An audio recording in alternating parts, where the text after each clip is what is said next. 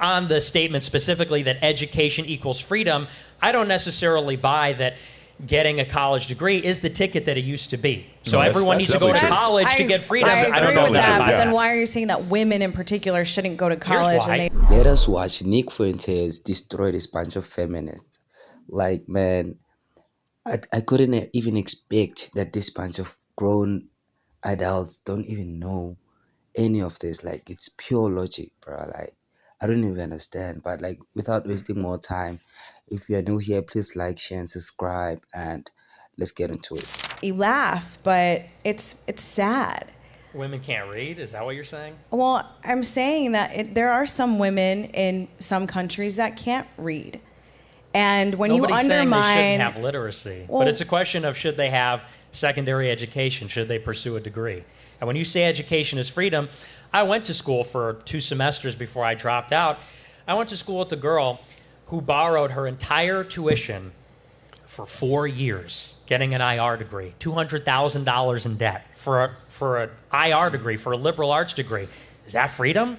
Am I buying a lot of freedom? The freedom But Nick, of choice. isn't that anecdotal? Because I know a ton of dudes in student loan debt as well. They're doing nothing with their life. It's an example. Yeah. It's an example. No, I know, but the point one is, good example. But you agree, But though. there's millions of guys and girls with but useless degrees. don't they have the freedom to make the mistake? I mean, I think that is part of the American Totally. way. They have the freedom to make the mistake. Yeah, and nobody's saying nobody has the freedom to go to college or something like that. But the point is, on the statement specifically that education equals freedom, I don't necessarily buy that getting a college degree is the ticket that it used to be. So everyone needs to go to college to get freedom. I don't agree know with about that, that. but then why are you saying that women in particular shouldn't go to college why. and they should be...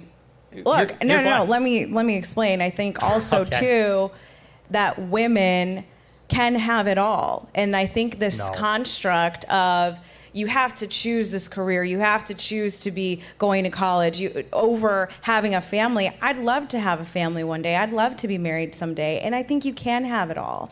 And I don't think that you have to choose between this lifestyle of either or. Nick, why do you say that women can't have it all? And then I'm going to come to you, Amy, and then I'm going to come to you, Nima. I promise. You can't have it all because the clock's ticking. And, you're 30, and I don't mean it to get personal, but of course, women, there's an age after which they can't have kids.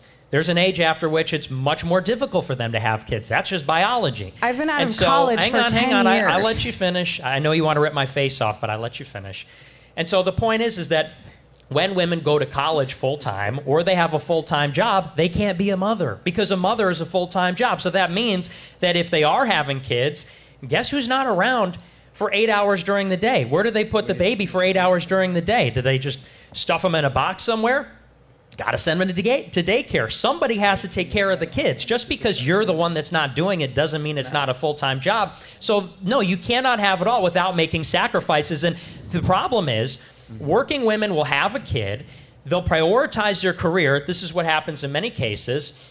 And who is the one who is forced to pay the price? Who for this sacrifice in time?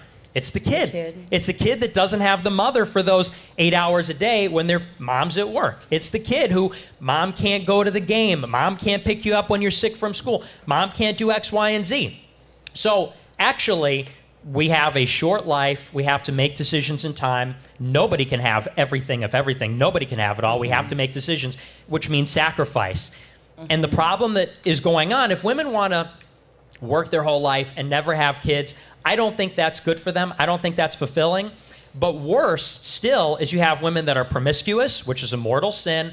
They'll wind up having kids, often become a single mom, and even if they're not, the kids wind up in daycare. And the point is it's just a very selfish lifestyle. People should put their family first. Amy, that's the most important job. ask Amy.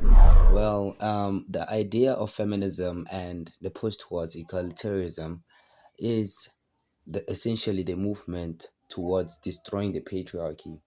And this leads to the destruction of the family and the destruction of the society as a whole.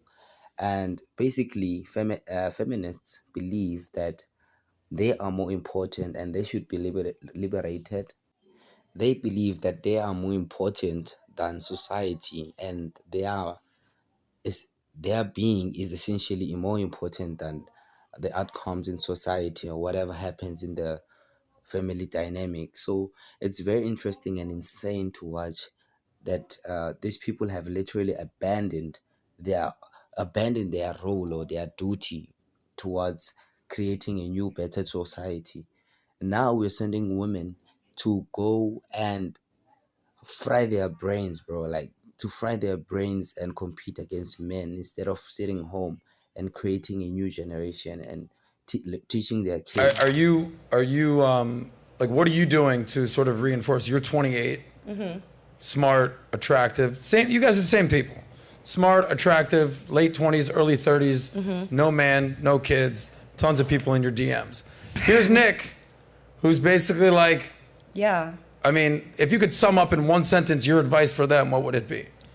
Don't go to school. Have kids. Stop having sex. Have kids with your husband. Okay. I mean, and for you me, my mentioned that mindset- being promiscuous is a mortal sin. Yeah, it's Is a- that sex before marriage? Yeah.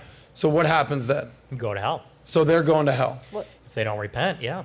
So all they have to do is do what? They have to go to Repent. confession. Confession. Yeah, Okay. and say, Confession.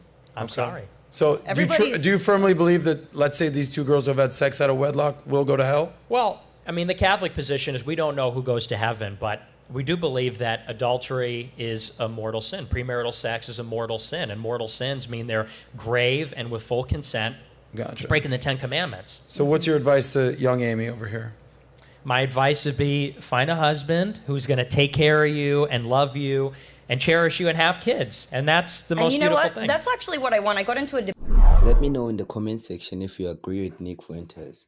Like, bro, there's a lot he said, but I don't know. Tell me your views and don't forget to like, share, and subscribe to help with the algorithm. And please turn on that notification bell, turn it on so that you can be notified next time we upload a video. And without further ado, I'm out.